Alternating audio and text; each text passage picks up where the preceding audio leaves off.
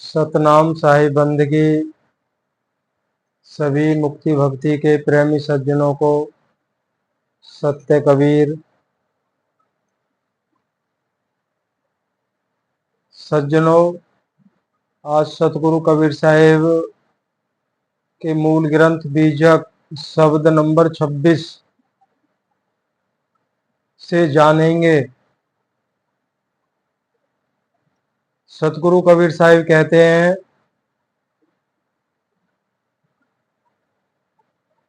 चारों युगों में आकर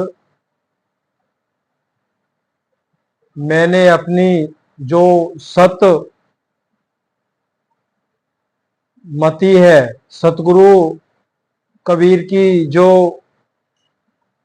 सतमति, जो सत्य विचार, वही सतमत है उनका। ये पहले उन्होंने बता चुके हैं। मेरा कोई मत पंथ संप्रदाय नहीं है, ये तो एक भ्रमजाल है। और आज के शब्द में वो खुलासा कर रहे हैं, इस संसार में कबीर के विरले ही दोस्त हैं, कबीर के बिरले ही दोस्त हैं। हमारे बहुत सवाल होते हैं, उनके प्रति भी आपके समक्ष सत्संग आएगा।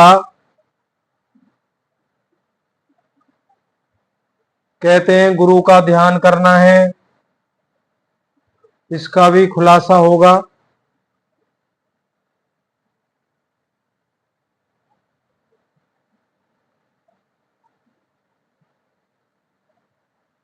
लेकिन आज वर्तमान में जो अब चल रहा है और जो दिखाई दे रहा है, वो किसी से छुपा नहीं है। सतगुरु कबीर कह रहे हैं, मेरे तो बिरले दोस्त हैं।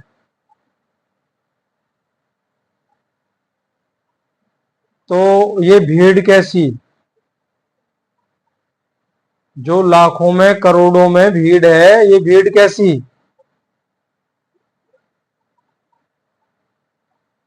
तो आइए सुनते हैं सतगुरु कबीर साहब क्या कहना चाहते हैं। शब्द 26। भाई रे बहुत बहुत क्या कहिए, कोई बिरले दोस्त हमारे, गढ़न भजन स्वारन आपे, ज्यों राम राखे त्यों रहिए। अब देखो, जब हमें कुछ भी सूझता नहीं है, मान लीजिए हम कहीं भी जा रहे हैं, कहीं से भी हमने शिक्षा दीक्षा उपदेश लिया है, नाम मंत्र वगैरह लिए हैं, जब उन्हें कुछ नहीं सूझता है तो बड़े आराम से हम क्या कह के बैठ जाते हैं, जैसे राम राखे वैसे ही रहना है। लेकिन बात तो बनती नहीं है ना ऐसा कहने से। आसन पवन योग श्रुति स्मृति, ज्योतिष पढ़े वेलाना, छो दर्शन पाखंड 96, ये कल काहू ने जाना। आलम दुनिया सकल फिर आए, ये कल उहे न आना। तज करी गए जगत ऊंचाए, मन मोह मन ने समाना, कहे कबीर योगी और जंगम, ही की उनकी आशा। राम ही नाम रटे जो चातक, निश्चय भक्ति निवासा। सतगुरु कबीर साहिब अपनायत और परायत ज्ञान का परिचय। अब इसमें सतगुरु कबीर साहिब अपना मेरा मेरा मोक्ष मार्ग किया है, हम संसारी जीवों को वो बता रहे हैं और कह रहे आप ने जो मोक्ष मार्ग मान के बैठे हो, जो भक्ति कर रहे हो, वो क्या है। इस पे बड़ा खुलासा सतगुरु कबीर साहिब कर रहे हैं। सतगुरु कबीर साहिब इस शब्द में अपनायत, अपना, और परायत दूसरे का भाव या ज्ञान का परिचय देते हैं।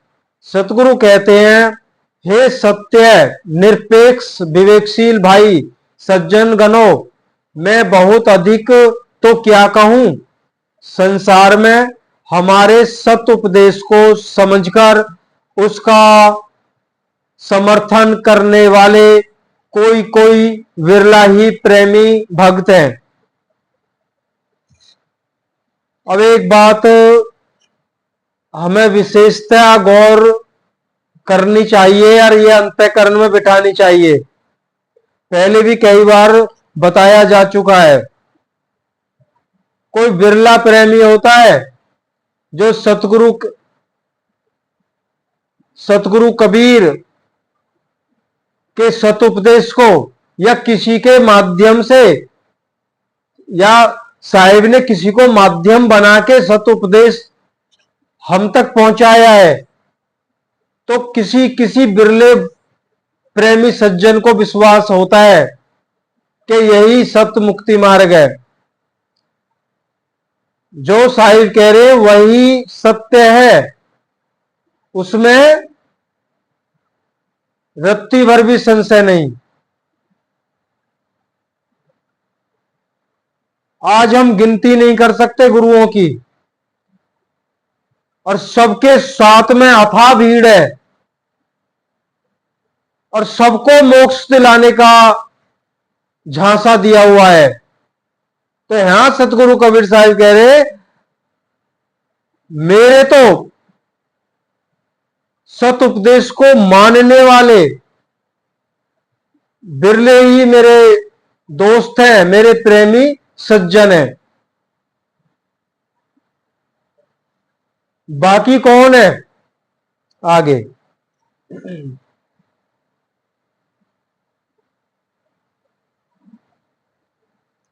कह रहे हैं, संसार में वैदिक निरंजन के ज्ञान का प्रचार करने वाले, या वैदिक है वेद शास्त्रों के द्वारा निरंजन के ज्ञान का प्रचार करने वाले, निरंजन काल भगवान को कहा गया है, प्रचार करने वाले गुरु लोगों का कथन है कि समस्त विश्व प्रकृति मंडल के अंतर्गत रमा हुआ जो ईश्वर निरंजन है, वही स्वयं सारे जगत की उत्पत्ति स्थिति पालन और संहार करने वाला है। अतः वह राम निरंजन कर्मानुसार जैसा राखे वैसा रहना चाहिए। ऐसा उपदेश बहुत गुरु कहते हैं। कह रहे आप भजन बंदगी करते जाओ, जैसे राम राखे उसी की रजा में रहते जाओ।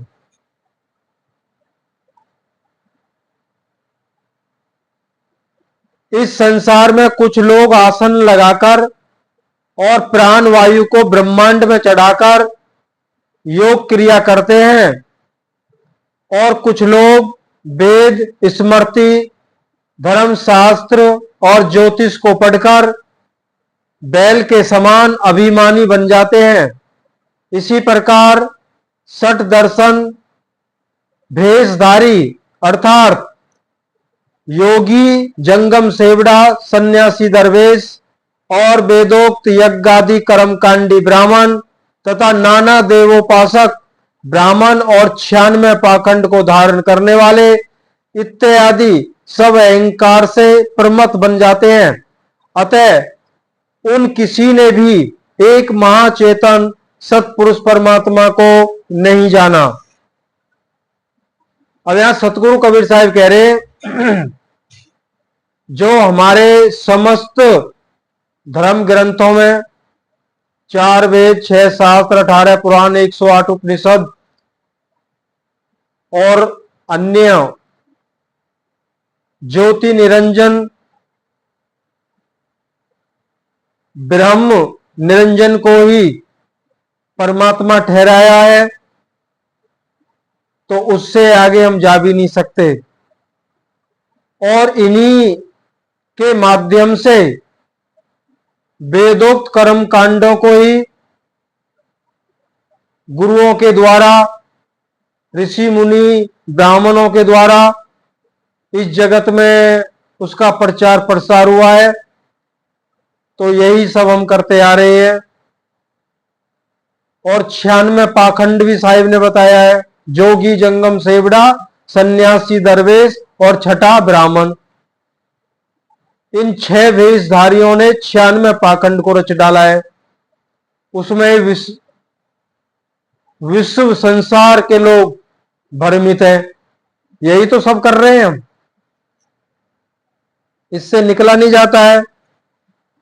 क्यों? मन भी यही चाहता है, इंद्रियां भी यही चाहती हैं, और अविद्या माया को तो ये महाजाल एक अंधे कुएं की तरह अंधकार छाया ही हुआ है। कैसे निकलेंगे?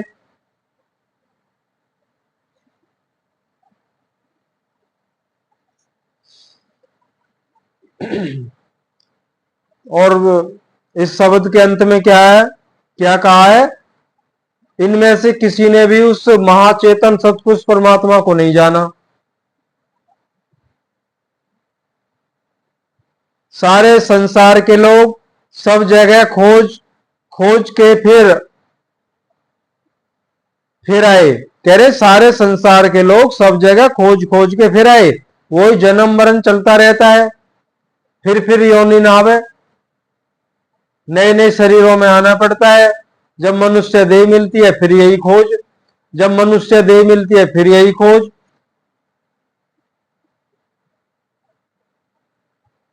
कह रहे फिर ही आए, अर्थात घूम घूम करके लौट आए, किंतु उन किसी को भी एक असली सार स्वरूप सतपुरुष परमात्मा का रहस्य ज्ञान की भनक तक नहीं लगी। जानना तो दूर है, कह रहे भनक तक नहीं लगी।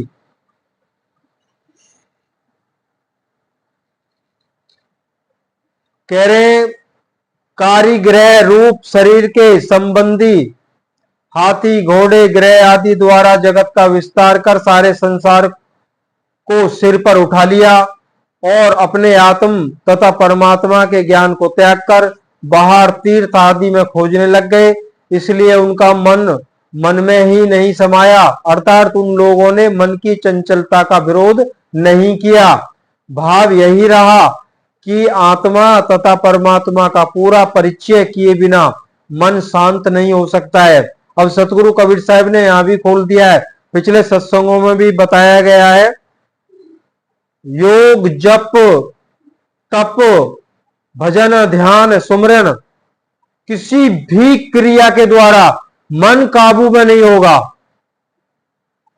ये तो सोशल मीडिया पे चाहे कितनी ही लाखों में वीडियोस डली हुई हैं मन के ऊपर, लेकिन ये काबू में नहीं होगा। सतगुरु कबीर साहिब के मत के अनुसार अगर चलोगे, उस सहजता में आओगे, तो मन क्या इंद्रियां ये पता ही नहीं चलेगा कब कब में आपके बस में हो जाते हैं। और इसका सीधा सीधा उदाहरण भी है। बड़े बड़े योगी महात्माओं का मन कहां काबू में हुआ? उनमें तपोबल तो आ गया, लेकिन मन तो काबू में नहीं हुआ।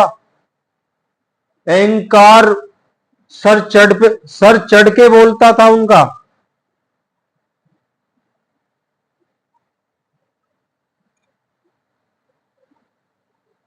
कह रहे बिन हाँ, ये शांत नहीं हो सकता है। सतगुरु कबीर साहब कहते हैं कि पिंडी और ब्रह्मांडी योग आदि साधन तथा वर्णात्मक अनेक शब्द मंत्र एवं धुनात्मक अनाद शब्द और ज्योति इत्यादि सब जड़ माइक पदार्थ हैं। अतएव इनको सत्य मोक्ष प्रदाता समझकर उनमें अपनी स्थिति करने के कारण योगी, जंगम आदि भेषधारियों ने आत्मा तथा परमात्मा के स्वरूप का परिचय किए बिना केवल राम नाम आदि नामों के रटने में ही चातक पपिया जैसा स्वाति बूंद के लिए आशा लगाए रहता है, वैसा ही आशा लगा रखी है। सो यह उनकी आशा फीकी अर्थात व्यर्थ है। भाव यही है कि जो पदार्थ जहां रहता है उसकी खोज वहीं करने से वह मिलता है। तो सतगुरु कबीर साहिब इस शब्द के अंत में कह रहे हैं, जैसे 10 प्रकार की अनाहत धुन बताई जाती है योग मार्ग में, वो भी सुनाई देती है। और दिव्य मन को मोहने वाले ऐसे दिव्य चमत्कार भी हैं, ज्योति का दर्शन भी है।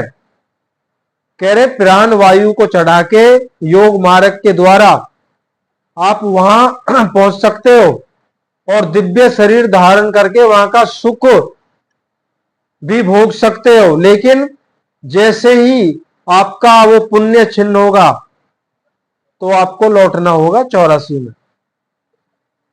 कह रहे आपने इन्हीं सब साधनों को स्वर स्वर व्यंजन संयुक्त वामन अक्षर आदि मंत्रों को ही अपना मोक्ष प्रदाता मान लिया है। कह रहे आप तो वैसा कर रहे हो जैसे एक चातक पक्षी होता है, वह स्वाति नक्षत्र की ही जो बूंद होती है पानी को पीकर ही वो अपनी प्यास बुझाता है। भले ही वो तालाब के पास में क्यों ना हो, वो तालाब में क्यों ना गिर जाए, वो बेहोश होकर चोंच को बंद रखता है। कह रहे ऐसा ही आपका हाल है, आप उस चातक पक्षी की ही तरह हो जो पास में जो तालाब जल रूपी तालाब है, ऐसे ही आपके पास में वह आत्म निस्वरूप, वह एक सतपुरुष परम पिता परमात्मा। लेकिन आपको वो मंजूर नहीं है, आपको तो वो ही ब्रह्मांडी नक्षत्र की वो अनद धुन स्वरूप अमृत की बूंद ही चाहिए। कह रहे इसी आशा में सब चले गए और चले जा रहे हैं। जो वस्तु जहां है उसको वहीं खोजना चाहिए। सतगुरु कबीर साहब ने कहा ना, वस्तु कहीं ढूंढे कहीं के विदावे हाथ, कहे कबीर तब पाइए जब भेदी लीजिए साथ। अब भेदी कौन है?